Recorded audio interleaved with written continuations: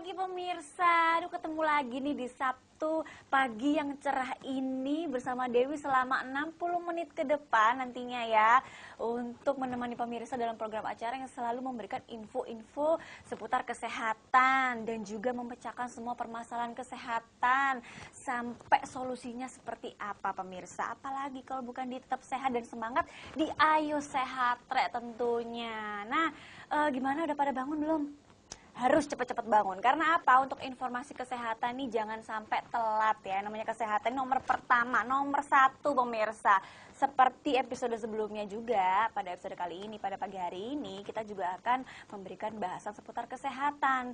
Loh, pembahasan apa sih pada pagi hari ini? Kita akan membahas seputar serangan jantung koroner. Nah, karena yang namanya penyakit jantung di sini nih, aduh, bisa jadi ini penyakit yang mematikan. Nomor pertama di dunia. Tapi pengen tahu nggak sih sebenarnya penyakit jantung ada obatnya, ya kan? Ada solusinya. Nah, di pagi hari ini Dewi sudah ditemani 3 orang narasumber. Ada yang cantik pemirsa. Wah, pastinya juga penasaran nih ya kan. Di sini ada Ibu Julia. Beliau adalah seorang ahli herbal. Ibu Julia, selamat pagi. Selamat pagi. Duh, cantik banget nih ya narasumber kita kali ini ya. Dan di sini juga ada Dr. Handriono Susilo AKP IACM, Diploma Ciptek. Waduh, banyak banget ini ya.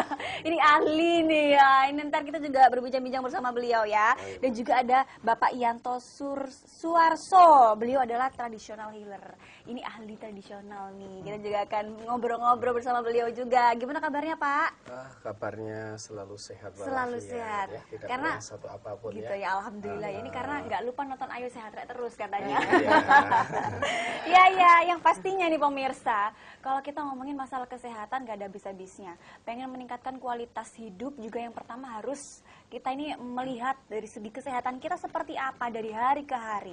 Ya kan, yang namanya jantung koroner ini dia. Nah, untuk obrolan pertama nih, saya juga mau tanya dulu sama dokter nih, Dok. Baik. Ini memang apa benar sih ketika kita mengalami serangan jantung koroner, apalagi pada saat kita beraktivitas ini jantung berdebar-debar. Ini sebenarnya benar nggak sih, Dok, kalau kayak gitu tuh, Dok? Ya, untuk yang perlu pemirsa ketahui bahwa jantung koroner ini adalah banyak sekali kasusnya, nomor 1 di dunia sekarang ya, menyebabkan kematian ya. Jadi kita yang nggak lupa barusan anggota DPRD juga aktor kita ya mendadak meninggal itu salah satu penyebabnya adalah satu penyakit jantung koroner. Nah, penyebab dari sini tuh kompleks, Mbak. Tidak dari mulai dari pola hidup, dari makanan, dari penyakit-penyakit yang menyertai, contohnya diabetes, obesitas, penyakit itu. Obesitas juga itu salah satu penyebab penyakit jantung koroner ya.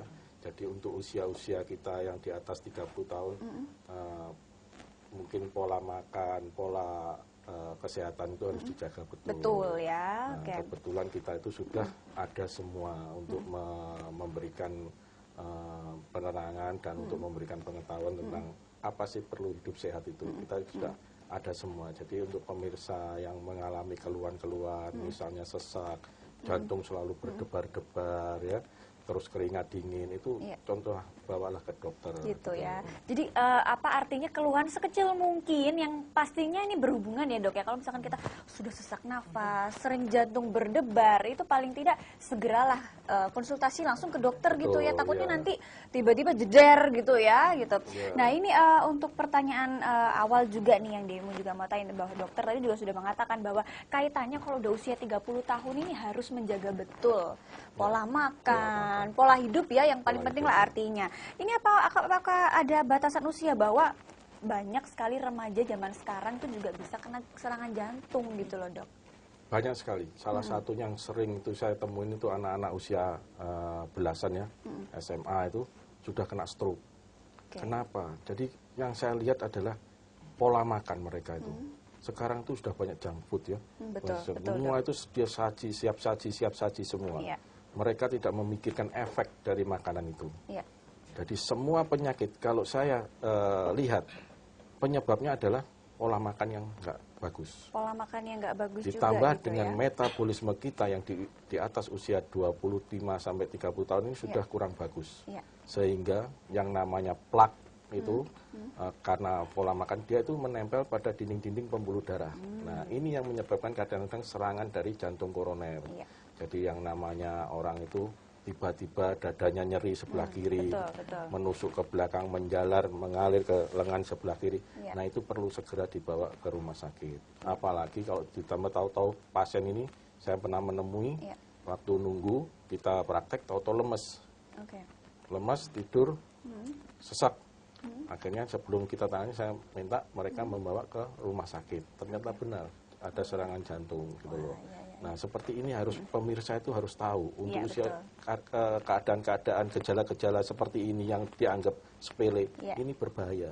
Iya, gitu betul sekali. Ya sudah ada contohnya, yaitu aktor kita itu yang mendadak meninggal, itu kecapean padahal dia olahraganya itu kita bisa tahu ya bahwa fenomena zaman sekarang ya ini kaitannya sama yang baru saja ini ya anggota DPR Ajima Said gitu kan ya, kita sudah beritanya udah banyak yang tahu lah ya, padahal gemar olahraga gitu ya, tapi tiba-tiba tidak ada apa-apanya jedar gitu langsung nggak ada, ternyata kena serangan jantung gitu itu ya, Dok, adalah ya. sumbatan di pembuluh darah jantungnya. Nah, ini tadi dokter juga sudah sedikit menyinggung bahwa adanya flek-flek yang menempel pada dinding jantung, pembuluh darah ya. Ini artinya kita juga pasti yang pemirsa di rumah ini pasti penasaran, Dok, karena yang namanya orang awam ya, Dok ya.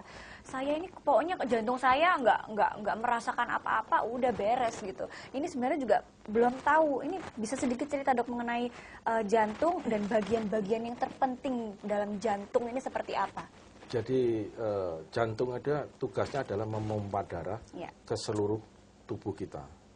Jadi di situ banyak namanya bilik kanan, bilik kiri ya, serambi kanan, serambi kiri itu fungsinya untuk mengatur aliran darah dari jantung ke seluruh tubuh.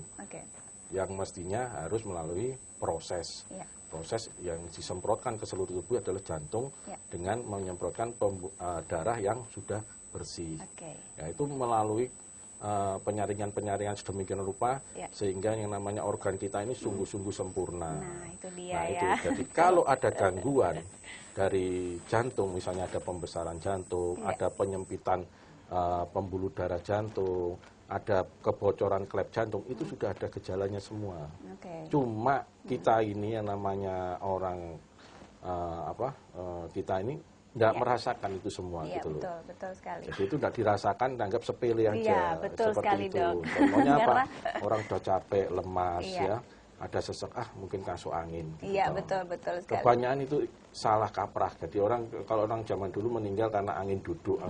Itu dia. Satu penyebabnya ya. Jadi mereka tidak merasakan gejala yang ringan-ringan itu. Betul sekali. Terus yang kedua, mereka itu tidak sadar dengan kesehatan dirinya sendiri. Contohnya apa? Yang namanya check up untuk usia di atas 35-40 ini harus paling enggak 6 bulan sekali. 6 bulan sekali harus check up ya, harus dicek ya. Itu tolong diperhatikan. Ya, betul sekali, ini sangat buat penting. Buat apa kita takut nanti keluar duit banyak, tapi terus akhirnya ya meninggal nggak mbak duit. Iya, betul. Yang penting kan sehat, itu harus diperhatikan. Ya, ini gitu. Nah, untuk pandangan ahli herbal nih sekarang gitu ya, artinya di sini yang pertama harus pola hidup, pola makan juga. Ini gimana Bunda Yulia? Ini kalau saya manggil Bunda Yulia gitu. Gimana Bunda? Iya. Tadi yang dijelaskan oleh Dr. Henry ya, memang itulah yang harus kita perhatikan. Kalau tentang herbal ya, seperti yang saya udah hampir 20 tahun ini geluti ya tentang herbal.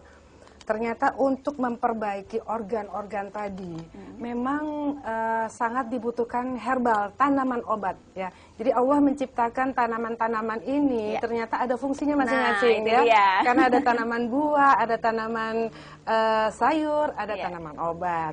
Nah, itu semua ternyata harus dikonsumsi dengan seimbang. Ya, sementara yang selama ini banyak kita konsumsikan yang tanaman obat, tanaman buah dan sayur. Tanaman obatnya sedikit ya. Nah, ternyata untuk memperbaiki seperti yang tadi dokter katakan, organ-organ kita itu ternyata memang harus dengan tanaman obat. Saya bisa melihat itu bukan hanya dari kita manusia, tetapi Allah memang menciptakan ini kan untuk kita semua untuk kita semua. Ada makhluknya, ada hewan, ada hewan, ada semuanya. Ternyata hewan pun, Mbak, kalau dia mau sembuh, dia pasti akan jalan ke tanaman-tanaman. Betul Dia akan sekali. membaui tanaman, Nah, kemudian dia akan mengkonsumsinya, konsumsi gitu kan ya. Nah, setelah diteliti ternyata, oh ini tanaman Oke. obat. Jadi apa yang dokter katakan tadi untuk bagaimana bisa mengembalikan lagi itu tanaman obat Betul ini, ya, herbal medicine.